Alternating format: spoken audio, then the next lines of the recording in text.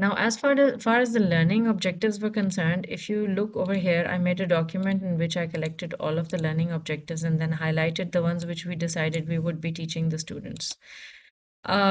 This is something that I want you as teams, separate teams of grades 1, 2, 3, and then a separate team for 4, 5, 6, and then a separate team for grade 7.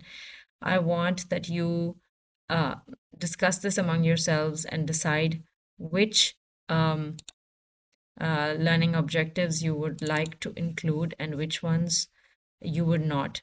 Though I would say that we should touch on all the learning objectives, we should mention them all, but we should choose which activities we are going to do related to those learning objectives. Again, as I said in the video in which I showed you what we did last year regarding the units, we scattered them across all grades, and some grades were doing one unit in the first term, and the other grades maybe were doing some other unit, and that does create a bit of a confusion. So I think we should follow the sequence that the book has given itself, right?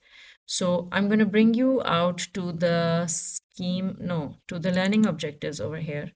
See, if we look at the learning objective document, by the way, this is present inside the shared folder, the computing resources folder inside Cambridge Primary Computing. Primary Computing has everything related to grades 1, 2, 3, 4, 5, 6, and lower secondary has everything related to 7, 8, 9. But since we don't have 8 and 9, so we'll be focusing only till 7.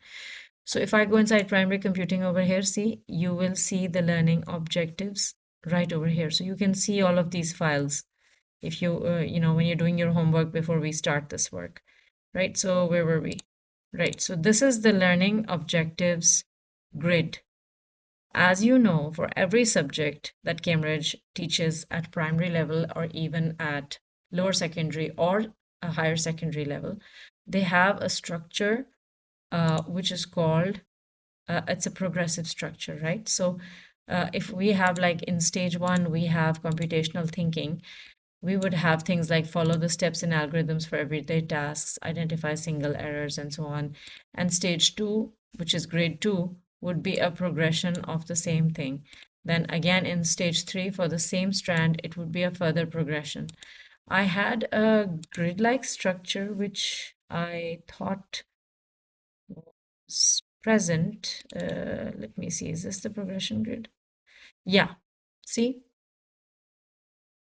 So this is your progression grid. And if you look at the progression grid, see, they're showing all 6 grades up till grade 6, and they're showing you that the learning objective 1 CT01 is related to following the steps in algorithms for everyday tasks. Then that advances in grade 2 into following and understanding linear algorithms. Then it goes in stage 3 as follow, understand, edit, and correct, which is a level higher than these two. Then in stage 4, it's like follow, understand, edit, correct. And then we have introduced loops, which was not present. But this, as you see, this has a steady progression. So again, my opinion, as well as something we've learned over this year, since the students were being introduced to this for the first time, it's okay, there's no problem. But now we need to focus on choosing learning objectives in which we will follow the progression throughout the grades, which is to say that the grades 1 to 3 teachers should focus that this is in sequence. The grades 4, 5, 6 teachers should also focus that the progression is there.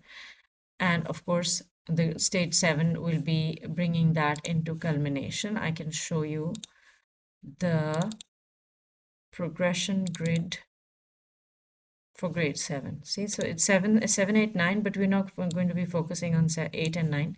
We're just looking at this. So whatever learning objectives we are focusing on in stages 1 to 6, those are the ones we're going to be carrying forward over here. So please, we have to be careful and coordinate on this. I'm not making any suggestions of my own. I want you guys to be the ones in the driver's seat with regards to choosing the learning objectives. Okay. We have to bear in mind that the amount of time which is given to us to teach all this stuff to the students is not as sufficient as we would require. I forget off the cuff how many hours of teaching Cambridge has recommended for this curriculum, but seeing as our students are not at a very high stage at the moment, 2 classes a week for grades 3 to 7 and one class a week for grades 1 and 2 it's a tough call. But I'm sure, keeping all of these factors in mind, you all will be able to come up with a robust curriculum without compromising content, and also without overloading the student or the teacher, right? But that does not mean we start cutting corners, please. Okay.